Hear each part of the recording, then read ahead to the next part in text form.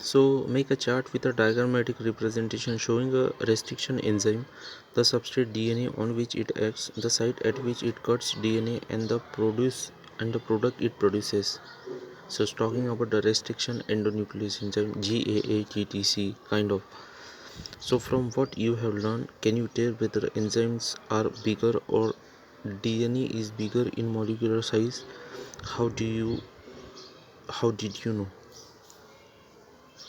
Can you tell whether enzymes are bigger or DNA is bigger in molecular size? How did you know?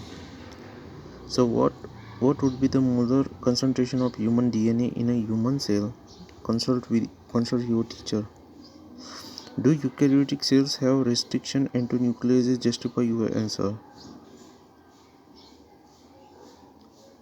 Although prokaryotes have restriction endonucleases, hinder to the first restriction enzyme. Besides better aeration and mixing properties, what other advantages do stirred tank bioreactors have over shake flasks? That there is control system also. Collect 5 examples of palindromic DNA sequences by consulting your teacher. Better try to create a palindromic sequence by following base pair rules. So palindromic DNA sequences GAATTC like in echo RI1. Can you recall meiosis and indicate at what stage a recombinant DNA is made? Can you think and answer how a reporter enzyme can be used to monitor transformation of fossils by foreign DNA in addition to a selectable marker? Now describe briefly the following: origin of replication bioreactors. Common one is stirred type.